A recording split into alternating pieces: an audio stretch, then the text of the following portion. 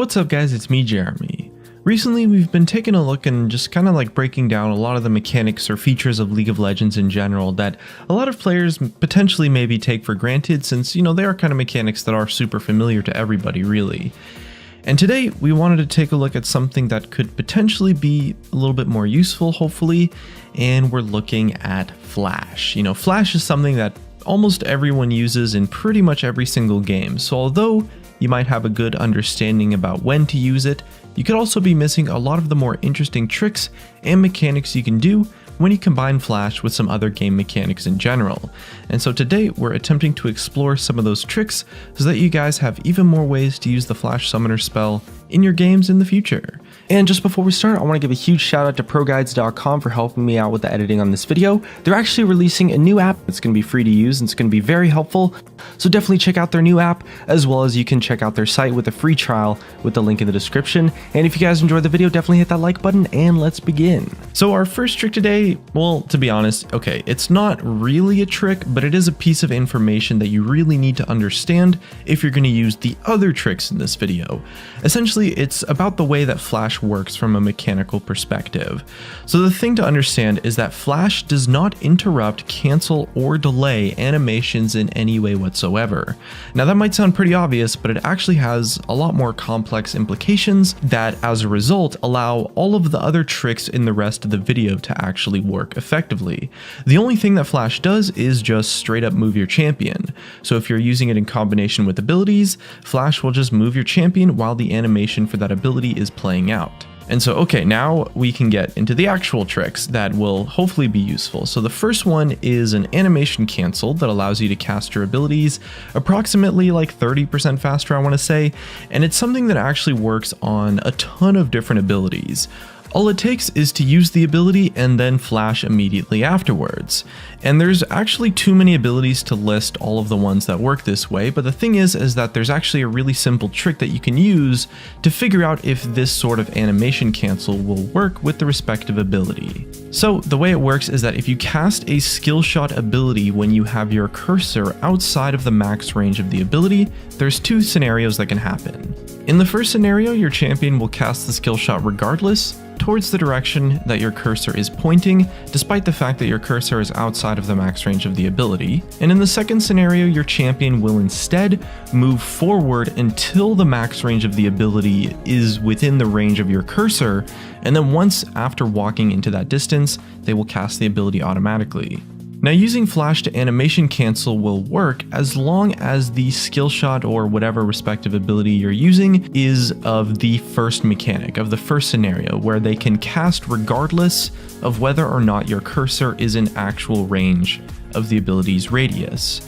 And this animation cancel technique is something that really lets you surprise people and jump on them with like a really quick and sneaky play. Since the thing is that this trick doesn't only cast the ability really quickly, it also shortens the animation, which is because usually the animation starts and ends before you actually flash, but with this trick the animation starts before the flash, and so during the cast animation, part of that is taken up by the animation of you flashing, which as a result makes it a lot harder to dodge the ability, since you're essentially both hiding the start of the animation and casting the ability a little bit quicker than usual, leaving the enemy player way less time to react and potentially putting you in a better position to follow up on the damage. The next trick is pretty similar to the previous one, but instead of working with certain skill shots, it actually only works with targeted abilities instead. So similar to the last trick, it does let you cast abilities quite a bit faster, and it also adds in a little bit of an element of surprise that people might not be expecting. So the way it works is that you can first target an enemy who is outside of your range with a targeted ability, which will then as a result cause your champion to move towards them until you're actually in range to cast it. But instead of taking the time to walk into range though, you can actually just flash into range instead, and the input will remain queued and instantly activate once you flash into range. For example, say you want to rune prison an enemy champion really quickly, but you're outside of the range. Usually you would flash into range and then activate your rune prison, but that's actually pretty slow to do because you have to time it yourself, or you have to like button mash, and as a result there's going to be some sort of delay based on your own reaction time. Whereas using this trick, you can target an enemy with a Rune Prison ability, activate that, and then flash into range, and then the Rune Prison cast is still going to be queued, or input buffered is the technical term for it. So once you flash into range, it will automatically cast the Rune Prison ability.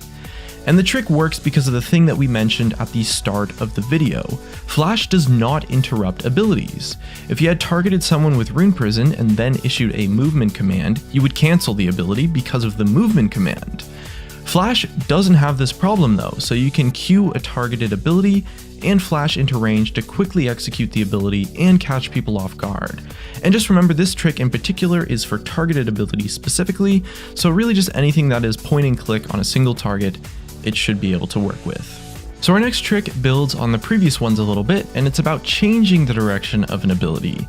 And this trick applies to both skill shots that have a direction-based target and targeted abilities that have some kind of like knockback effect on the enemy champion that gets hit by the ability, something like Vayne's Condemn. So first up, we're taking a look at the skill shot version of it. So you essentially just have to animation cancel like we mentioned in the first tip, and the ability will cast from the direction that you're facing after the flash. So this applies to area of effect or cone abilities such as Cassio's ultimate or Lux's ultimate, Annie's W, stuff like that where you can change the direction where the ability is cast from by flashing in a way that changes a certain direction. Unfortunately, it does not work for single target stuff like Ahri's Charm or Amumu's Q. The technique will still cause you to cast the ability from where you flash to, but it won't change the direction of the skill shot in that certain scenario. It's another technique that you can use to really catch people off guard, since they might have expected you to maybe miss a Lux ultimate or think that you were maybe targeting someone else, only for you to actually change the direction and just hit them directly. So the second version of this trick applies to targeted abilities with knockbacks, such as Vayne's Condemn or Lee Sin's ultimate. Essentially, you have to input buffer kind of like we mentioned before, where you queue your ability cast on the target, and then you flash to the opposite of the direction or to the different direction that you want the enemy champion to be knocked in.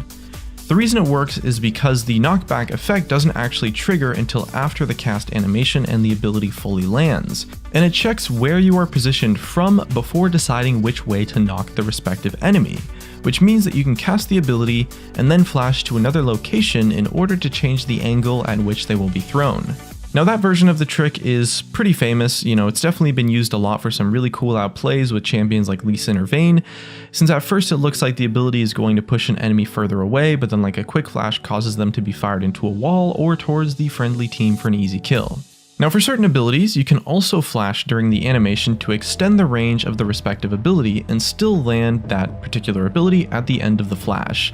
Now this trick is another one that's a little bit famous, it's often used with stuff like Gragas's Body Slam, Vi's Vault Breaker, or perhaps Shen's Taunt. However, the main thing I want to focus on here is that it's actually usable with a lot more abilities than just the really well-known ones though. The thing is that you can use this trick with any ability in the entire game that functions as a dash. So you can't use it with stuff that functions as a blink, but anything that's a dash can be used with the range extension flash trick, as long as that particular ability doesn't lock you onto a single target, something like Amumu's Q would. Another good example would be something like Jarvan's EQ combo. You can flash to extend the range of the knockup and catch someone off guard who maybe thought they were a little bit safe. And it's done, of course, by using your flash partway through the dash. Remember, as we mentioned at the start of the video, flash does not interrupt abilities, so you can simply do half the dash in one location and then finish the dash from the new location after the flash, giving you an extra range on it. Now the thing that is really cool about this trick is that this can also be used to hit targets that you would have originally missed with your dash though, such as maybe two opponents that are next to each other that aren't actually lined up with your dash, because you can use it to change the direction of your dash. Take Shen's Taunt for example, and say you're against, two opposing champions that aren't actually in line with you.